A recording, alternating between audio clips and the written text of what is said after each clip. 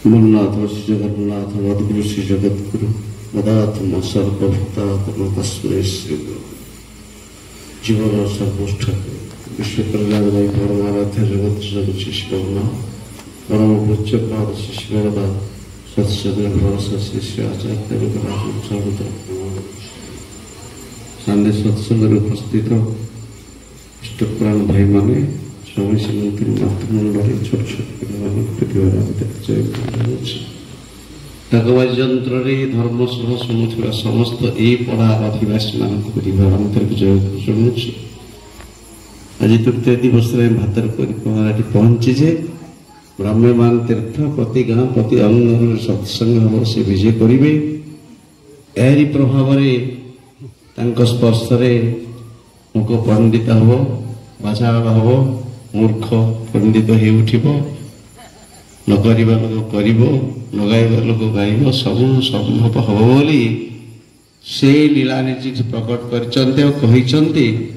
सत्संग पेरीफेरी गुड़ा प्रथम होता सत्संग पेरीफेरी पर समग्र विश्व बर्तमान परिपालित एक मास धरी प्रभुंकर जन्म आविर्भाव मसरे दीर्घ 30 दिन धरे आम मदवाल हवा यही सुजोग से आमको देते करुणा आम हाथ छड़ा करवा उचित नुह आज गोटे पवित्र दिन सत्संग आज हूँ बलभद्र जन्म आज हूँ राखी बंधन अनेक अनेक कथा आज बहुत कथा ये पवित्र जन्म पुरुषोत्तम जिते आसती से सांगे सब लेकिन आसते बंधु भाव के सखा भाव के आत्मज भाव केते को भाव से नहीं आसी था से कृष्ण बलराम भी आसिले से बलभद्र जन्म से गुरु पूजा करुचे केते कथा अच्छी कि सब कथा उल्टा होची एबे किंतु सब कथा उल्टा होची पिलादिने गोरु को सब पूजा होता आज गोरु गुहाल खीरी पिठा हम गाय की खाया दिया हम सिंगर तेल लगा हम सिंदूर लगा हम सब कथा हम किंतु एबे आ गोरु कहीं रखुना एपटे कौन कम आम से सड़क दाढ़िया गोरु गुड़ाक सबुदिन आक्सीडेट होगी मले गोरु सेवा समिति गोटे ट्रक टेकिक आम से साइक्लोन सेल्टर भितर पकाउं मरीगले फोपाड़ी दौरान गोटे हरदम कथा किंतु भगवान श्रीकृष्ण जो आसिले से दीटा वैशिष्ट लेकिन आसी गोटे हूँ कृषि आ गोटे हूँ पशुपालन पशुपालन सी निजे करुले गोचारण करुले कृषिटा बलभद्र करुले से हल मुसल हल मुसल दीटा वैशिष्ट आम से वैशिष्ट हरई आज पहुंचे गाई कहीं रखुना गाई कौन रख मद बिक दुआरे बसी क्षीर बिक बुली बुली पूरा अवस्था है मद बिक से दांड दुआरे बस लोक आसी कहे ये दिए जे क्षीर बिक सी बुली बुली बिक कह तू पा मिसेनु टी उल्टा चल क्षीर कह पानी मिसा मिसा ना मदरे कह पानी मिसेकी टे हो तो उल्टा सब उल्टा तो रांचा बड़ जहाँ भूल हो जामर से आम बचार उल्टा चलिए आम हूँ म्लेच्छ जानी तादर बोले से हूँ म्लेच्छ आम सब म्लेच्छ ठाकुर को पचराला म्लेच्छ किए म्लेच्छ कहले सी जी जीवन चलन विपरीत गति चलो आम जीवन चलन को अनुकूल गति चली आम निजे अनुभव करने दरकार जीवन चर्चा को जब परखा जीवन चर्चा संपूर्ण उलटा गति आमर संपत्ति आड़ जा गाँ गहली कथा गोधन थिला भू संपत्ति कन्या रत्न आम 3टा थिला बड़ जिनस गोधन कहला धन बोले गोधन गोटा हूँ धन तार अवस्था है जहाँ कहीं रखुना कहते आम गाईटा नहीं जाओ 500 टका निए 500 टका निए गाईटा को नहीं जाए कि अवस्था पहुंची भू संपत्ति एवं बर्तमान बिल जार जिते बेसी सी बेसी करज करपटे आपंकर आमर सेपटे से करज करुच्ची बिल पड़िया पड़ुची बिल कहीं करूना कहीं कले ना संपत्ति गला तापर कन्या रत्न कन्या को आम साइड रत्न को तो पेड़ी भितर रखा कथा ना रत्न को आम बाहर पकड़े रही कि डकैत हो चोर नहीं रत्न को रत्न गुड़ा सुरक्षित अवस्था रखा कि आम कन्या असुरक्षित आम कन्या कन्या गोटे देहरे रखिले ना ये अवस्था आसिक पहुंचला से विश्वपेता ओह्ल आसिले ପାଞ୍ଚା ବଢ଼ାର ଉଲ୍ଟେ ଚଲେ ମ୍ଲେଚ୍ଛ ଜାନିସ୍ ତାଦର ବଳେ। ପଞ୍ଚା ବଢ଼ିବାର ଯେତେବେଳେ ଓଲଟା ଆମ ଚଳଣି ହେଲା ସେତେବେଳେ ସେ ଆସି ସମସ୍ତଙ୍କୁ ଘୋଷଣା କରିଦେଲେ, କହିଲେ ଯେ ମୁଁ ଯାହା କହିଛି ସେଇ ଅନୁସାରେ ଚାଲ। ସେ ଯାହା କହନ୍ତି ତାହା କରନ୍ତି। My life is my message, my message is my life. ଆମ କଥା ଆଉ କାମରେ ବିରାଟ ଫାଙ୍କ। ଆମେ ଯାହା କହିବା ଓଲଟା କରିବା, ଆମେ ଯାହା କରିବା ତାହା କହୁନଥିବା। କିନ୍ତୁ ପୁରୁଷୋତ୍ତମ ଯେବେ ଆସନ୍ତି ସେ ଯାହା କହନ୍ତି ତାହା କରନ୍ତି। ଆଜି ବି ଭଗବାନଙ୍କର କଥା, ବଳରାମ କୃଷ୍ଣଙ୍କର କଥା, ସେ ଯେତେବେଳେ ଆସିଲେ ମହାବଳଶାଳୀ ହେଇ ଆସିଲେ ସେତେବେଳେ ମହାବିଦ୍ୱାନ ଲୋକମାନେ ଥିଲେ। ସେ ବିଦ୍ୱାନ ଲୋକଗୁଡ଼ା ଯେତେବେଳେ ସମସ୍ତ ଅପଗଣ୍ଡ କାର୍ଯ୍ୟ କରନ୍ତି ସେତେବେଳେ ସେ ଆସନ୍ତି। ରାମ ଅବତାର ସେ ରାବଣ ବଳଶାଳୀ ମଣିଷଟା, କୃଷ୍ଣ ଅବତାର ସେ ଦୁର୍ଯ୍ୟୋଧନ ଜରାସନ୍ଧ ଏଇଭଳିଆ ମଣିଷ ଗୁଡ଼ାକ ସବୁ ବିପଦ କାମରେ।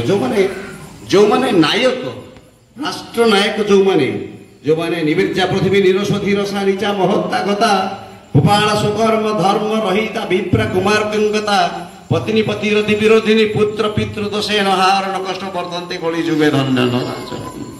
ଆମ ଚଳନ ଏଇମିତି, ଆମର ଚଳନ ଯେତେବେଳେ ଜନନାୟକ ଯେ ଲୋକନାୟକ, ସେ ଲୋକନାୟକ ଯେତେବେଳେ ବିପଦ ଗତିରେ ଚାଲେ ସେତେବେଳେ ତାଙ୍କର ଆବିର୍ଭାବ ହୁଏ। ଦୁର୍ଯ୍ୟୋଧନ ଭଳି ମହାପ୍ରତାପୀ, ସମସ୍ତ ସୁଗୁଣ ତା ପାଖେ ଭରପୁର ଥିଲା।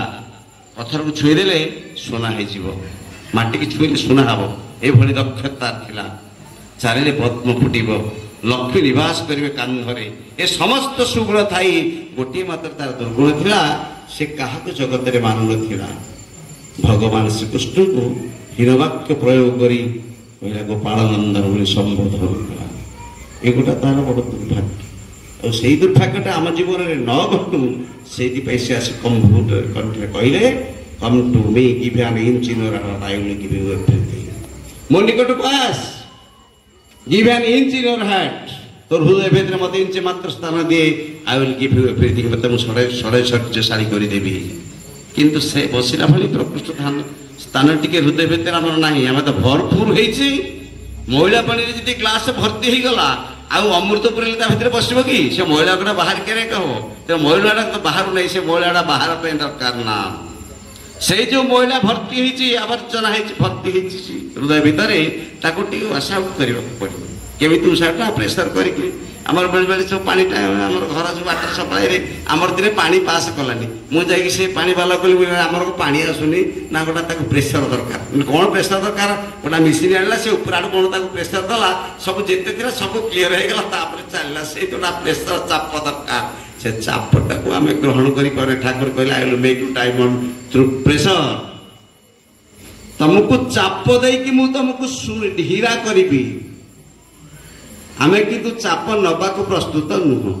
ଏଟା ସହଜ ସରଳିଆ ଜୀବନ ଆମର ହେଇଛି ତ, ଏଟା କିଏ ତାଙ୍କ କଥା କରିବ? କ'ଣ ଚାପ? କହିଲେ ତାକୁ ସକାଳୁ ଉଠିବାକୁ ହବ, ଇଷ୍ଟବୃତ୍ତି କରିବାକୁ ହବ, ନାମ ଧ୍ୟାନ କରିବାକୁ ହବ, ଗୁରୁ ଗୁରୁଜନକୁ ମାନିବାକୁ ହବ। ଏଇ ହେଉଛି ଚାପ, ଏଇ ହେଉଛି ଚାପ। ତାକୁ ଯଦି ଆମେ ନ ମାନିବା ତାହେଲେ ତାକୁ ପୁଣି ଆସିବାକୁ ପଡ଼ିବ। ସେ କହିଛନ୍ତି 10,000 ପାଇଁ ସବୁ ସମାଧାନର ବାଟ ଦେଲି, ଆଉ ଯଦି ତାକୁ ନ ମାନିବ ମୋତେ ପୁଣି ଆସିବାକୁ ପଡ଼ିବ, ପୁଣି ମଣିଷକୁ ସେଠାରେ ଚଢ଼େଇବ। ମଣିଷ କ'ଣ ଛାଡ଼ିବ? ଏଡ଼େ ବଡ଼ ବିଦ୍ୱାନ ଜୀବଟା ସେ ଭଗବାନଙ୍କୁ କେତେବେଳେ ଛାଡ଼ିଦେଲା ଅଯୋଧ୍ୟାରୁ ଲଙ୍କାକୁ, କେତେବେଳେ ଜେରୁଜେଲମରୁ ବେଥେଲହେମ୍, କେତେବେଳେ ମକାରୁ ମଦିନା, ଆଉ କେତେବେଳେ ହିମାୟତପୁରରୁ ଦେଓଘର। ମଣିଷକୁ ଛାଡ଼ିବେ? ଠାକୁର ଆସିଲେ ନିର୍ଯାତିତ ହେଇକି ଆସିଲେ। ଏବେ ବାଂଲାଦେଶର ଯେଉଁ ଅବସ୍ଥା, ବର୍ତ୍ତମାନ ତାହା ଅଙ୍ଗେ ଅଙ୍ଗେ ସମସ୍ତେ ବିଶ୍ୱବାସୀ ବର୍ତ୍ତମାନ ଦେଖୁଛନ୍ତି। ଏମାନେ କି ନିର୍ଯାତନା ଦେଇକି ବାହାର କଲେ ସେଠି ଠାକୁର ପଳେଇ ଆସିଲେ ଠାକୁର ସେଠି ଡାକିଲେ, ଆସ ଯେ ପାରୁଛ ମୋ ସହିତ ଫେରି ଚାଲି ଆସ। ସେ ଯଦି ଥାନ୍ତେ ସେଠି ଲିଳାଖିଳା କରିଥାନ୍ତେ ହୁଏତ ବୋଧେ ମୁଁ ପଢୁଥିଲି କାଗଜଟା ପଢିଲା ବେଳେ ଭାବାନ୍ତର ସୂଚନା ଯଦି ପ୍ରଭୁ ସହିତ ରହିଯାଇଥାନ୍ତେ ହିମାୟତପୁରରେ, ହୁଏତ ଆଜି ଏ ଅବସ୍ଥା ତାଙ୍କର ହବାକୁ ହେଇ ନଥାନ୍ତେ। କିନ୍ତୁ ବା ସେଇ ଅବସ୍ଥା ସୃଷ୍ଟି ତାଙ୍କୁ ଯିଏ ନ ମାନିଲା, ସେ ମାନିଲାନି, ଦୁର୍ଯ୍ୟୋଧନ ମାନିଲାନି। ତାକୁ ଶେଷ ସମୟରେ ଢିଅ ଗାଲୁଆ ଥାନ୍ତି, ସେ ଢିଅ ଗାଲୁଆ ନମ୍ବର 1 ହେଉଛି ଦୁର୍ଯ୍ୟୋଧନ। ତାକୁ ଶେଷ ସମୟରେ ଅନୁଭବ ହୋଇ ଯେତେବେଳେ ପଡ଼ିଛି ସେତେବେଳେ କହିଲେ, କ'ଣ ପାଇଲ ଦୁର୍ଯ୍ୟୋଧନ? କ'ଣ ପାଇଲ? 5ଟା ଗାଁ ମୁଁ ମାଗିଲି, ଆଣ୍ଠେଇକି କହିଲି 5ଟା ଗାଁ ଦେଇଦିଅ। ରାଜା ପୁଅଟା କୁଆଡ଼େ ଯିବେ?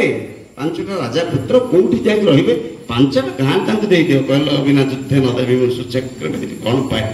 ଶୁଣିଲା କହିଲା ତ ଋଷିକେଶ ହୃଦିସ୍ଥିତେନ ଯଥା ନିଯୁକ୍ତ ସ୍ମିତ ତଥା କରମି। କହିଲା ତମେ ପରା ମୋ ହୃଦୟରେ ଥାଇକି ଯାହା କହିଲ ମୁଁ ତାହା କଲି, ଦୋଷ ମୋର କୋଉଠି? କହିଲା ଶେଷରେ ବି କହିଲା, ଚେତା ପଛରେ କହିଲା ମୋ ହୃଦୟରେ ଥାଇକି ଆପଣ ମତେ ଯାହା ନିର୍ଦ୍ଦେଶ ଦେଲେ ମୁଁ ତାହା କଲି, ଦୋଷ ତ ମୋର ନୁହେଁ, ଦୋଷ ଆପଣଙ୍କର। ସେଇଦିନ ଭଗବାନ ଶ୍ରୀକୃଷ୍ଣ କହିଲେ ମୁଁ କହିଥିଲି ଯତୁଗୃହେ ପାଣ୍ଡବଙ୍କୁ ହତ୍ୟା କରିବାକୁ, ମୁଁ କହିଥିଲି ଭୀମକୁ ବିଷରୋଡ଼ ଦେବାକୁ, ମୁଁ କହିଥିଲି ଭର ରାଜସଭାରେ ରାଜପଦକୁ ବିବସ୍ତ୍ର କରିବାକୁ। ଦାରୁମୁଦ୍ଗର ରୂପ ଧାରଣ କଲେ ପ୍ରଭୁ। ସେତେବେଳେ ସମସ୍ତ କାକଳି ବନ୍ଦ ହେଇଗଲା, ବିଶ୍ୱର ପବନ ନିସ୍ତବ୍ଧ ହେଲା, ନଦୀ ଝରଣା ସବୁ ଓଲଟା ଗତି କଲା, ଓଲଟା ତଳୁ ଉପରକୁ ଚାଲିଲା। ରୁଦ୍ର ମୁଦ୍ଗର ବେଶ ଧାରଣ କଲେ ପ୍ରଭୁ। ସେମିତି ଆମକୁ ଢିଅ ଗାଲୁ ହବାକୁ ହବ ନାହିଁ। ସେ ଆସିଛନ୍ତି, ତାଙ୍କୁ ମାନିବାକୁ ହବ, ତାଙ୍କୁ ଯଦି ନ ମାନିବା ବରାବର କଷ୍ଟ ଆମେ ତେଣୁ ସେ ଆସିଲେ। ଅନେକ ଲୋକ ଅନେକ ପ୍ରଶ୍ନ ପଚାରିଛନ୍ତି, ଅନେକ ବିଜ୍ଞ ପ୍ରାଜ୍ଞ ମଣିଷ ତାଙ୍କ ନିକଟକୁ ଆସିଛନ୍ତି। ଅନେକ ବିଜ୍ଞ ପ୍ରାଜ୍ଞ ମଣିଷ ହିନ୍ଦୁ ଧର୍ମର ନୁହଁ, ବିଶ୍ୱବ୍ୟାପୀ ଅନେକ ମଣିଷ ତାଙ୍କୁ ଆସିଛନ୍ତି ଆଉ ହାତ ପୋଷାଇ ତାଙ୍କର ଦୟା ଟିକେ ମାଗିଛନ୍ତି। ପଚାରିଲେ ସେଦିନ ଏ ହାଉଜର ମ୍ୟାନ ଭାଇ ହାଉଜର ମ୍ୟାନ ବସୁଛନ୍ତି, ଠାକୁର ପାଖେ ଆସୁଛନ୍ତି। ହାଉଜର ଯାହା ପର୍ଯ୍ୟନ୍ତ ତା ଗଲେନି, ଏଠି ରହିଗଲେ। ଦ୍ୱିତୀୟ ବିଶ୍ୱଯୁଦ୍ଧରେ ଫିଲ୍ଡ ୱାର୍ ଘର ବାହାରେ ଆସିଥିଲା ଆମେରିକା, ସିଏ ଏଠି ଦେଖିଲେ, ତାଙ୍କୁ କହିଲେ ଜୀବନରେ ଶାନ୍ତି କୋଉଠି? ଦୀର୍ଘ 5 ବର୍ଷ ଯୁଦ୍ଧ କଲା ପରେ ମୁଁ ତ ଏଠି ଶାନ୍ତି ପାଇଲିନି। କହିଲେ କୋଉଠି ଶାନ୍ତି ପାଇବି? ତେଣୁ କହିଲେ ସ୍ପେନ୍ସର ତାଙ୍କୁ କହିଲେ ତୁ ଯାଏ, ଏ ଜୀବନରେ ଯଦି ଯୀଶୁଙ୍କୁ ଭେଟିବାର ଅଛି ଟିକେ ଯେ ଅନୁକୂଳ ଚନ୍ଦ୍ରଙ୍କୁ ଭେଟ ହିମାୟତପୁରରେ। ସେ ଆସିଲେ, ଆସି ଦେଖତେ କହିଲେ ମୁଁ ଜଣେ ଖ୍ରୀଷ୍ଟିଆନ, ମୁଁ ଯୀଶୁଙ୍କୁ ବହୁତ ଭଲ ପାଏ। ଠାକୁର କେବେ ମଗଜରେ ହାତ ମାରି ନାହାନ୍ତି। କହିଲେ ଇଫ୍ ଯୀଶୁ as alive I would be the first disciple of ଯୀଶୁ। କହିଲେ ଯୀଶୁ ଯଦି ବଞ୍ଚିଥାନ୍ତେ ମୁଁ ତାଙ୍କର ପ୍ରଥମ ଶିଷ୍ୟ ହେଇଥାନ୍ତି। ଠାକୁର କହିଲେ ସିଏ ଯଦି ବଞ୍ଚିଥାନ୍ତେ ମୁଁ ତାଙ୍କର ପ୍ରଥମ ଶିଷ୍ୟ, 1 ନମ୍ବର ଶିଷ୍ୟ ହେଇଥାନ୍ତି। ନିଜେ ଯେ ସେ ଏ କଥା ମଣିଷ ବୁଝେ। ଠାକୁର ଖୁବ୍ ଭଲ ଲାଗୁଛି। ରହୁ ତ ରହିଗଲେ, ଆଉ ଗଲେ ନାହିଁ। ତାଙ୍କ ଭାଇ ଆସିଲେ ବସନ୍ତି ଠାକୁର ପାଖେ ସବୁଦିନ ସବୁ କଥା। ଲୋକଟା ତା ଦର ବିଗଳିତ ଅଶ୍ରୁ ମୁଞ୍ଚନ କରି ଆସନ୍ତି, ଆଉ ସେଠି ଫେରିଯାନ୍ତି ହସି ହସି, କିଛି ବୁଝିପାରନ୍ତି କିଛି ବୁଝନ୍ତି। କହିଲେ ଠାକୁରଙ୍କୁ ପଚାରିଲେ ଠାକୁର ଏଠି କ'ଣ ଚାଲିଛି? ଏଠି ଚାଲିଛି କ'ଣ ମୁଁ ତ କିଛି ବୁଝିପାରୁନି। ଲୋକଟା କାନ୍ଦି କାନ୍ଦି ଅଛନ୍ତି, ଅନେକ ଦୁଃଖ ନେଇକି ଆସୁଛନ୍ତି, ଛାତିରେ ଛାତିଏ ଦୁଃଖ। ଏଠି ଗଲାବେଳେ ଘଷି ହେଇଯାଉଛନ୍ତି, କ'ଣ କେବେ ଆପଣ ଜାଣିଛନ୍ତି? ମୁଁ ତ କିଛି ବୁଝିପାରୁନି। ଆଇ ଡୋଣ୍ଟ ଅଣ୍ଡରଷ୍ଟାଣ୍ଡ ଇଂଲିଶ କହୁଛି। କହିଲେ ଡୋଣ୍ଟ ଅଣ୍ଡରଷ୍ଟାଣ୍ଡ ୟୁ। ଠାକୁର କହିଲେ please stand on me first then you understand it. କହିଲେ ଆରେ ମୋ ତଳେ ଛିଡ଼ା ହ, ତାମାନେ ମତେ ତୁ ଗ୍ରହଣ କର ପ୍ରଥମେ, ଜୀବନ ୟୁ ୱିଲ୍ ଅଣ୍ଡରଷ୍ଟାଣ୍ଡ ଏଭ୍ରିଥିଙ୍ଗ। ତୁ ସବୁ କଥା ବୁଝିପାରିବୁ, ମତେ ତୁ ଗ୍ରହଣ କରିବୁ। ଷ୍ଟାଣ୍ଡ ଅଣ୍ଡର ମି। ଅନେକ ସେ ଜାଣିଛନ୍ତି ସବୁ କଥା, କେମିତି ବିଶ୍ୱ କେମିତି ସମସ୍ୟାର କୋଉଠି କାରଣ ଅଛି, ସେ କାରଣକୁ ସେ ଖୋଜିକି ନିରାକରଣ କରିବେ। ଆମେ କିନ୍ତୁ କାରଣ ନ ଖୋଜିକି ନିରାକରଣ ପାଇଁ ଚେଷ୍ଟା କରିଥାଏ।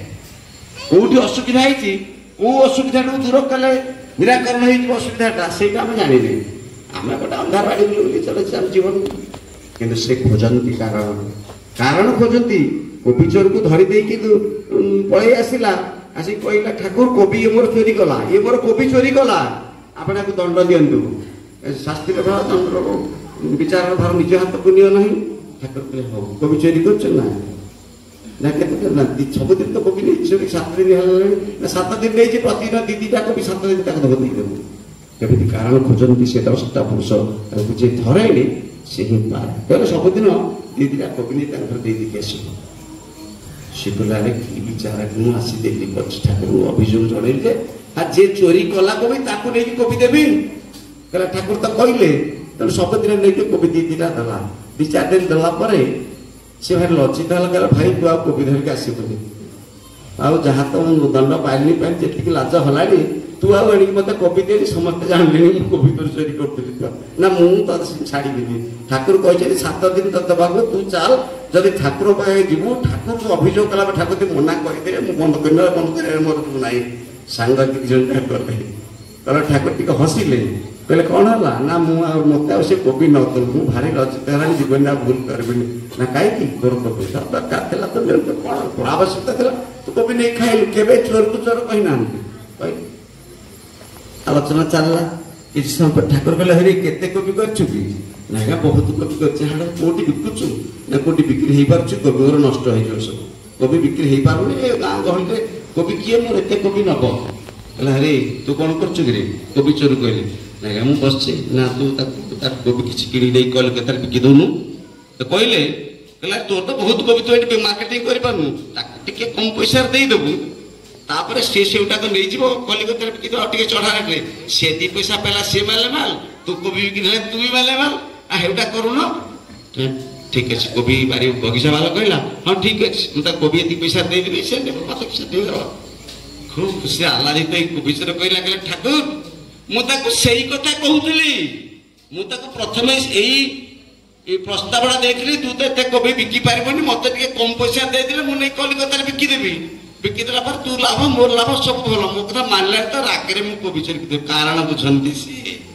कारण हेठी अछि कवितार अभाव जो से चोरी करनतला कवि चोरी करतला रागरे मते काहे कवि देले कारण सेठी अछि जदि से कारणटा निराकरण होई जीवो ताला समस्या रहइबो नाही ए गुछ तांकर विचार बहुत आ जरूर किछि बुझिलेनी ओ बजे बदल बुझिलो ए गुछ तेनु कारण से जानि धांती कोठी कारणटा होय लाइक द कॉज से कारण से दृष्टा पुरुष कारण पुरुष से आछे तार कवि क्या दरकार था से कवि किते सरिया आ प्रॉब्लम किसी ने कवितार चोरी होबनी ये भल से भल दिशा पाइले खुशी तांकु धरिले सूक्ष्म सुस्तर मानसिक तंत्र भितर सहज समाधान रो व्यवस्था ही से घटी जाए जो कथा मनीष गोटे समस्या पड़िला पर समस्या अनेक रास्ता से समस्या उधुरिबा पय गोटे मात्र ठीक रास्ता थाए जे तांको सहित जोगजुक्त होई थांती ठीक रास्ता से तांको मुंडरे टुकी जाए से नाम ध्यान साले से मंत्र से चला फरे जप प्रश्न समय इष्ट निर्देश मृत्यु तपस्या मूर्तिमंत हम ठीक बेले ठीक समस्या समाधान सूत्र में पाइबा जदि हम प्रकृष्ट नाम ध्यान आ प्रकृष्ट जी नाम ध्यान न करके खाली झांझ पीट दे घर पड़े किसी करवा किसी हम ना मिनिमम प्रार्थना करवा तप शंख बाजिब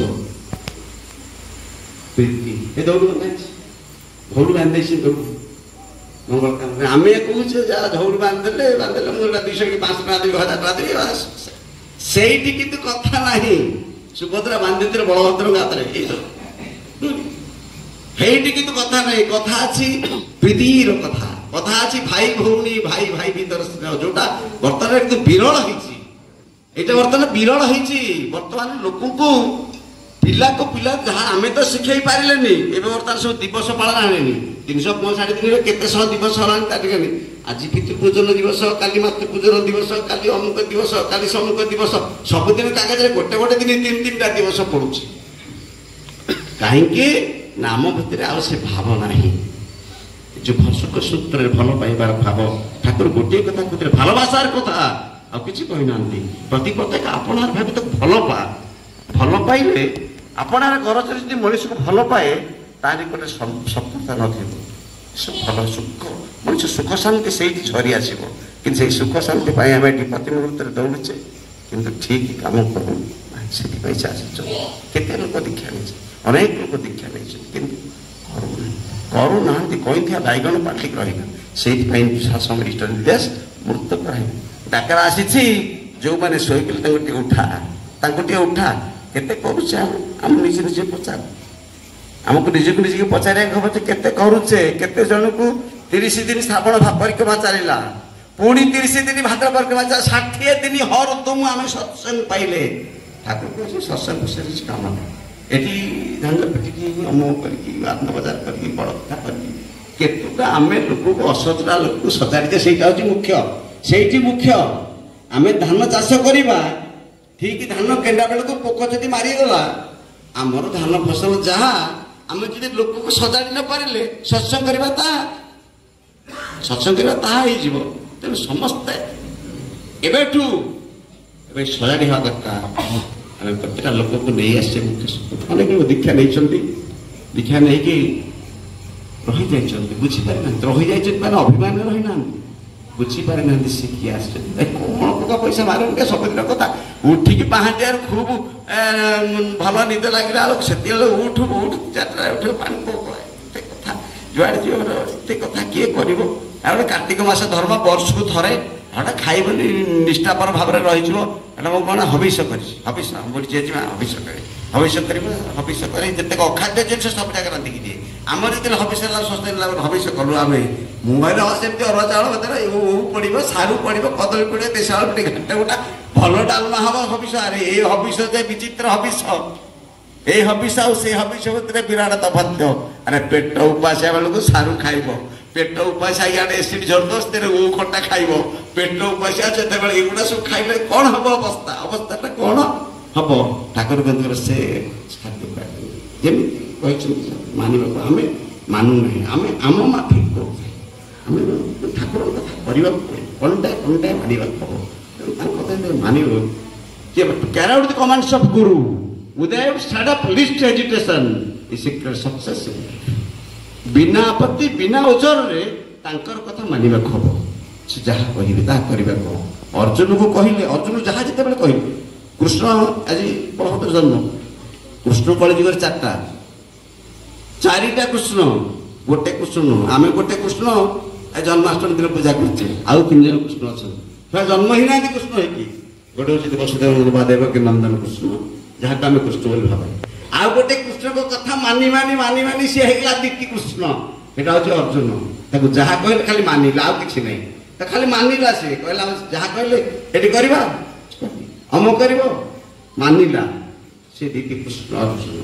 ଆଉ ଗୋଟେ କୃଷ୍ଣ ହଉଛି ତାଙ୍କୁ ଭଲ ପାଇକି, ତାଙ୍କୁ ଜୀବନରେ ସବୁଠୁ ଭଲ ପାଇଲା, ସେ ହଉଛି କୃଷ୍ଣ ଦ୍ରୌପଦୀ। ତାଙ୍କୁ ପ୍ରିୟ କର୍ମ ସେ ତାଙ୍କ ଜୀବନର ସର୍ବସ୍ୱ କରିଗଲା। ନହେଲେ ମାଗଣାରେ ହେଇଗଲା କୋଟିଏ ବସ୍ତ୍ର ପଳେଇ ଆସିଲା, ଭର ରାଜସେବା ଦୁର୍ଯ୍ୟୋଧନ ଦୁଶାସନ ଭଳି ବଳିଷ୍ଠ ଗୌରବ ମାନେ ହାରିଗଲେ, ସେ ହଉଛନ୍ତି କୃଷ୍ଣ। ଆଉ ଗୋଟେ କୃଷ୍ଣ ତାଙ୍କ କଥା ଖାଲି ଲେଖିଲା, କିଏ ସେ? ଭଗବାନ ବ୍ୟାସ, ତାଙ୍କ ନାଁ ହଉଛି ବ୍ୟାସ ଦ୍ୱାପାୟନ କୃଷ୍ଣ, ବ୍ୟାସ ଦ୍ୱାପାଚାର୍ଯ୍ୟ। ତାଙ୍କ କଥା ପରିପାଳନ କରି ଆଜ୍ଞା ମାନି, ତାଙ୍କୁ ଭଲ ପାଇ ଆଉ ତାଙ୍କ କଥା ଲେଖି ଜଗତକୁ ଜଣେଇ। ତେଣୁ ଆପଣମାନେ ସବୁ ଯଦି କୃଷ୍ଣ ଭାବେ ଏଇ କଥା କରିବାକୁ ହବ, ତାଙ୍କ ଭଜନ କରିବାକୁ ହବ, ତାଙ୍କ କୀର୍ତ୍ତନ କରିବାକୁ ହବ, ତାଙ୍କ କଥା ଲୋକକୁ ଜଣେଇବାକୁ ହବ, ତାଙ୍କ କଥା ମାନିବାକୁ ହବ। ଏଇ ସମସ୍ତ କଥା ଯେତେବେଳେ ମଣିଷ କରେ, ସେ ବି ଗୋଟେ କୃଷ୍ଣ ହେଇ ଉଠେ। ଠାକୁର କହିଛନ୍ତି ମୋର ଆସିବାର ଆଗମନ first humanity in human being, ଅନ୍ତଃସାର ଶୂନ୍ୟ ମଣିଷ ଭିତରେ ମଣିଷ ପଣିଆଟା ମୁଁ ଭର୍ତ୍ତି କରିଦେବି। ଆମେ ଯେତେ ସବୁ ମଣିଷ ଭଳି ଦେଖାଯାଉଛେ, ଆମର ଆଚରଣ ପ୍ରବୃତ୍ତି ଠିକ୍ ମଣିଷ ଭଳିଆ ନାହିଁ, ଠିକ୍ ନାହିଁ ବୋଲି ସେ ଆଶ୍ଚର୍ଯ୍ୟ ପଚରା ହେଲା। ଠାକୁର ପଚାରିଲେ ଆପଣ ଯିଶୁ ହେଇକି ଆସିଲେ, ଆପଣ ତ ରସୁଲ, ଆପଣ ତ ମହମ୍ମଦ ହେଇକି ଆସିଲେ, ଆପଣ କେତେ ହେଇକି ଆସିଲେ, ଏବା ଆପଣ କ'ଣ ପାଇଁ ଆସିଲେ? କହିଲେ ଏବାର ମୋତେ ଅସୁର ମାରିବାକୁ ପଡ଼ିବନି, କହିଲେ ଆଉ ଯୁଦ୍ଧ କରିବିନି, ମୋତେ ଆଉ ଚକ୍ର ଧାରଣ କରିବାକୁ ପଡ଼ିବ ନାହିଁ, ମୋତେ ଆଉ ଧନୁର୍ବାଣ କରି ରାବଣକୁ ହତ୍ୟା କରିପାରିବନି, ଏସବୁ କଥା କରିବିନି। ଆଉ କ'ଣ ନା, ମୁଁ ଅନ୍ତଃସାର ଶୂନ୍ୟ ମଣିଷ ଭିତରେ ମଣିଷ ପଣିଆଟା ଭର୍ତ୍ତି କରିଦେବି। ଯଦି ମଣିଷ ପଣିଆଟା ରାବଣ ଭିତରେ ଥାନ୍ତା, ସେ ମାଙ୍କୁ ଏଭଳି ଅପବ୍ୟବହାର କରିନଥାନ୍ତା। ଯଦି ଦୁର୍ଯ୍ୟୋଧନ ପାଖରେ ସେଇ ମହତ ପଣିଆଟା ଥାନ୍ତା, ସେ ଭର ରାଜସଭା ଦ୍ରୌପଦୀକି ଏଭଳି ଗ୍ରସ୍ତ କରିନଥାନ୍ତା। ତେଣୁ ଏଇ ମଣିଷ ପଣିଆଟାର ଅଭାବ ଯୋଗୁଁ ଆମେ ଆଜି ଯୋଉଠିକି ପହଞ୍ଚିଛେ, ସେଇ ମଣିଷ ପଣିଆଟା ତାଙ୍କୁ ପାଇଲେ ମଣିଷ ପାଇଲା, ତାଙ୍କୁ ପାଇଲେ ମଣିଷ ସବୁ ପାଇଲା। ଏ କଥା କ'ଣ ମଣିଷ ବୁଝିଛି? ସେ କହୁଛି ମୋ ଝିଅ ବାହାର ଟଙ୍କା ଦରକାର, ମୋ ପୁଅଟା ଚାକିରି କରିବ, ଅଫିସରେ ଲାଞ୍ଚ ଦରକାର, ସେ ଘରଟି ତିଆରି କରିବେ ଏଥିପାଇଁ ଦରକାର, ତାର ରୋଗ ହେଇଛି ଔଷଧ ଦରକାର, ଇଏ ଅନେକ ଆବଶ୍ୟକତା ମଣିଷର ଅଛି। ଥରେ ଜଣେ ଲୋକର ଚିତ୍ରକର ଉପରେ ରାଜା ଖୁସି ହେଲେ, ରାଜା ଖୁସି କହିଲେ ତମେ ଯାହା ମାଗିବ ମୁଁ ତମକୁ ଦେଇ ତମର ମୁଁ ଖୁସି। ଯାହା ମାଗିବେ ତାହା ଦେବେ, ଯାହା ଆପଣ ମାଗିବେ ମୁଁ ତାହା ଦେବି। ଠିକ୍ ଅଛି। ମନେ ମନେ ଭାବିଲା କ'ଣ ମାଗିବି, ଗାଁକୁ ଗୋଟେ ସଡ଼କ ମାଗିଦେବି, ସଡ଼କଟା ଦେଲେ ଭଲ ଯିବା ଆସିବା କରିବେ ଲୋକ, ନା ନା ଗାଁରେ ଗୋଟେ ଡାକ୍ତରଖାନା କରିବାକୁ ରାଜାଙ୍କୁ କହିବି, ଗୋଟେ ଚିକିତ୍ସାଳୟ କରିଦେଲେ ଲୋକ, ନା ଏଗୁଡ଼ାକ ଲାଭ କ'ଣ? ଗାଁରେ ଲୋକମାନଙ୍କ ଘର ନାହିଁ, ସବୁ ଘର କରିଦେବାକୁ କହିବି, ତାପରେ ପାନୀୟ ପାଣି ଜଳ ନାହିଁ, କାରଣ ନଳକୂପ କରିବାକୁ କହିବି। ଏ ଅନେକ ସମସ୍ୟା ହେଲା ଭାବିଲା ଶେଷ କହିଲା ନା ଗୋଟେ ଜିନିଷ ମାଗିବି, ଯାହା ମାଗିଦେଲେ ସବୁ ସମାଧାନ ହେଇଯିବ। କହିଲା ମହାରାଜ, କହିଲେ ମହାରାଜ ଆପଣ ମୋ ଭିତରେ ଅଛନ୍ତି ଯଦି ଆପଣ ଟିକେ ମୋ ଗାଁକୁ ଯିବେ।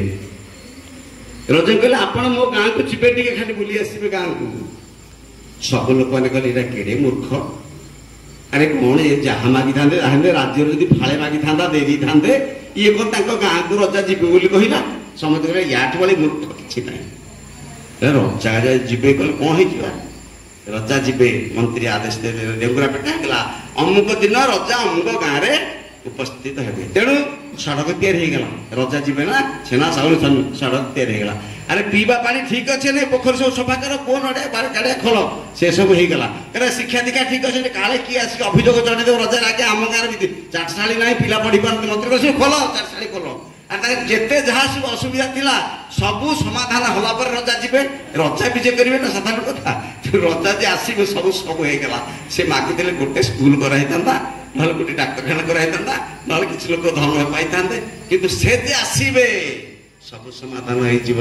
সে যে সব হয়ে আসছেন তাকে আমি পাইছে, আর অসুবিধা কোটি, আর অসুবিধা কোটি? आम रास्ता दरकार नहीं, आम डाक्तरखाना दरकार नहीं, आम बुद्धि दरकार नहीं। जीवन प्रति रज भितर रखिले समस्त आवश्यकता भितर जदि से प्रतीयमान होती जिते सब आवश्यकता अच्छी सब परिपूर्त हो, सहज कथा। सहज भाव पाइचे, समृद्धि क्रांत होती। तेणु ये जो दीर्घ एक मास तृतीय दिवस पर आहरी 27-28 दिन आपण गति करेंगे, मन रखिए करेंगे, शोई पड़ी लोक उठेबे। जताष्टमी इष्ट निर्देश वंदे पुरुष